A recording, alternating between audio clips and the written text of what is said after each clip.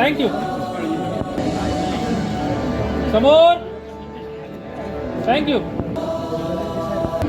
Fine.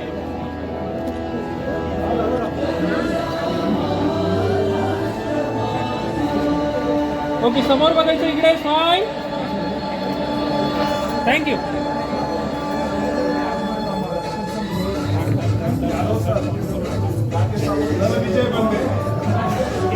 Okay, समोर. Fine. Thank you.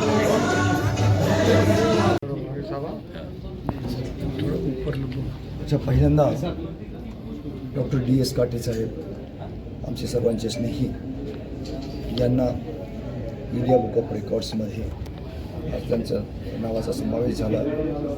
याबद्दलचं त्यांचं फेलिसिटेशन, त्यांचं अभिनंदन, त्यांचा सत्कार करण्यात आला.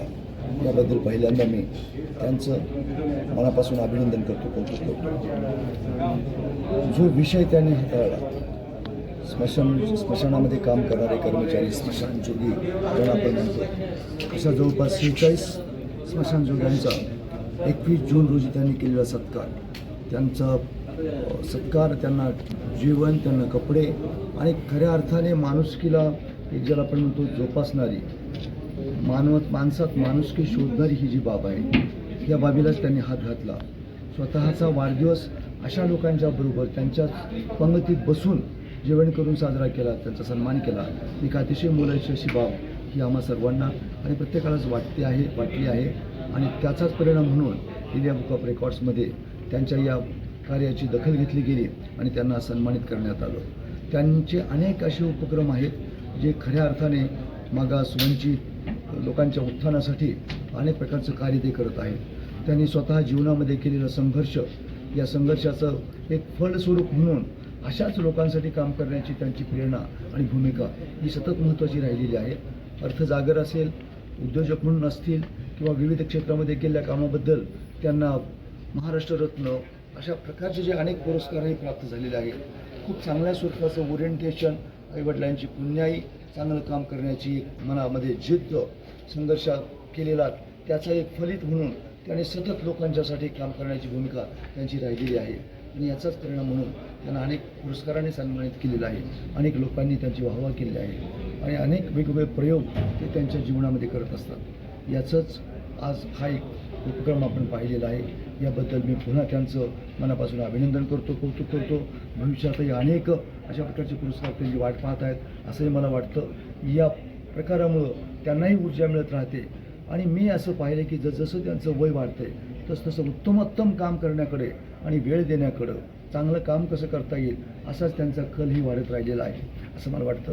पुन्हा एकदा त्यांचं, त्यांच्या कुटुंबियाचं, सर्व स्नेहीजनांचं मी मनापासून अभिनंदन करतो आणि या ज्या पुरस्काराने त्यांना सन्मानित केलं आहे, हा जो इंडिया बुक ऑफ रेकॉर्ड्सचे जे पदाधिकारी या ठिकाणी आहेत, श्री यादवजी इथं आहेत, त्यांचंही मी अभिनंदन करतो की चांगल्या व्यक्ती, चांगल्या प्रवृत्ती बरोबर त्यांनी शोधलेल्या आहेत आणि त्यांना सन्मानित केलेलं आहे. आपण एक लेखक आहात आणि DS काटे सरसुद्धा लेखक आहेत. त्यांच्या लेखनामध्ये या स्मशानजोग्यांचंच प्रतिबिंब आहे. याबद्दल आपण त्यांच्या लिखाणाबद्दल काय सांगाल? खरं म्हणजे त्यांचं लिखाण, त्यांचं काव्य आहे, साहित्य आहे, इव्हन पुस्तक आहेत. सामान्य माणसाला, गरिबातल्या माणसाला साक्षरता कशी मिळेल, अर्थसाक्षर कशी होतील, त्यांना माणुसकीच्या दृष्टीने कसं पाहिलं जाईल, या संदर्भातलेच त्यांचे अनेक विचार आपण पाहतो आहोत. मलाही ते वाहवलेले आहे. आज काटे साहब को पुरस्कार मिला गया है, क्या कहेंगे इसके बारे में आप? डॉक्टर DS काटे जी ने जो एक नई पहल यहाँ से शुरू की है औरंगाबाद से, ये पूरे देश में पहली बार इस तरह का उदाहरण इतने बड़े स्तर पर सामने आया है कि शवदाह गृह में सेवाएं देने वाले लोग जो हैं वो उपेक्षित रह जाते हैं, उनकी ओर ध्यान नहीं दिया जाता और उनका सामाजिक मुख्य धारा से वो बाहर रहते हैं, वंचित रहते हैं। इस घटना से एक सर्वाधिक संख्या में इतने लोगों का सम्मान एक उदाहरण है। दूसरे जिलों, दूसरे प्रदेशों, पूरे देश में इस तरह की बातचीत, चर्चा इस पर शुरू हुई है, होनी चाहिए, होती रहनी चाहिए, सो दैट डॉक्टर कार्टे का जो मुख्य उद्देश्य है वो है वित्तीय साक्षरता अधिक से अधिक लोगों तक पहुँचे, जिससे कि समाज में, एक स्वतंत्र देश में सभी लोग बराबरी का जीवन, समाज में सम्मान, बराबरी का जीवन तभी जी पाएंगे जब उनके साथ भेदभाव ना हो और वो वित्तीय रूप से साक्षर हो और उन्हें अवसर भी मिले। तो ये पहल बहुत ही अनुकरणीय है।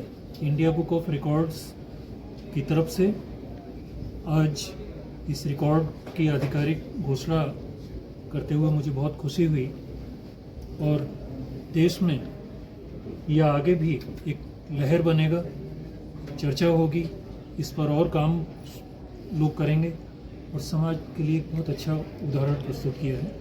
मैं डॉक्टर DS कार्टे के लिए शुभकामनाएं देता हूं इस उल्लेखनीय पहल के लिए। धन्यवाद सर ज्या व्यक्तींच्याकडे पाहिल्यानंतर समाज आपलं स्वतःचं एक वेगळं हे समजतो की दूर राहण्याचा प्रयत्न करतो, त्या लोकांपर्यंत आपण जवळीकता साधून त्यांच्याबद्दलचं आंतरिक प्रेम आपण व्यक्त केलेलं आहे, याबद्दल आपण काय बोलायचं? स्मशानजोगी हा सगळ्यात वंचित समाज आणि अंधश्रद्धेने, वेगवेगळ्या अफवाने त्यांच्यावर अंधार केलेला समाज असा जो असेल तो स्मशानजोगी। बऱ्याच वेळेस त्यांच्याविषयी गैरसमज आहेत, त्यांचं तोंड बघू नये, त्यांना शुभ कार्याला बोलू नये, ते चांगले नसतात।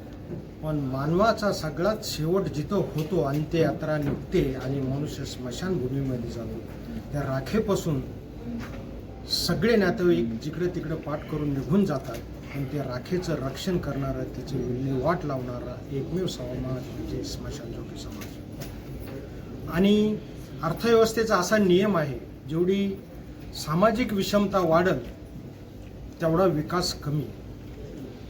विकास एकीकडे वाढत चालला आहे आणि स्वातंत्र्योत्तर काळामध्ये सुद्धा स्मशानजोगी जो समाज असेल त्यांच्याकडे कोणी आत्तापर्यंत लक्ष दिलेलं नाही आणि याची मला थोडीफार खंत वाटली आणि या खंतेमुळं स्मशानजोगी हा समाज आपल्या सगळ्यांच्या विकासाच्या प्रवाहात, सामाजिक प्रवाहामध्ये आणि सामाजिक माध्यमावर येऊन त्यांना एक व्यासपीठ भेटल आणि त्यांच्या यातना आपल्या सर्वांसमोर येतील आणि आपल्याला यातून काही मदत करता येईल का। मला आनंदाची गोष्ट अशी वाटते की माझ्या वाढदिवसाला त्यांना बोलवलं आणि ते औचित्य साधून जवळजवळ 41 स्मशानजोगीचा सत्कार केला आणि त्यांच्या वेगवेगळ्या जागेवर ओळखी करून दिल्या आणि त्यांना आज वाटायला लागलं की आपण एक समाजाचा, देशाचा भाग आहोत। त्याच्या अगोदर तशी जाणीव होत नव्हती आणि त्याच कार्याची दखल इंडिया बुक ऑफ रेकॉर्डने घेतली आणि हा संभाजीनगरपासून हा उपक्रम सुरू झाला आहे। हा देशात पहिला उपक्रम आहे।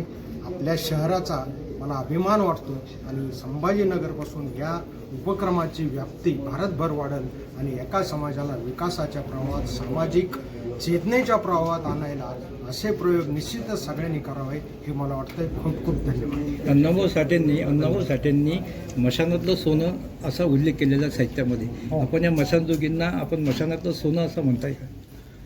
स्मशानातलं सोनं नाही, पण मानवी जीवनातलं सोनं करणारे असे ते स्मशानजोगी आहेत असं मला वाटतं।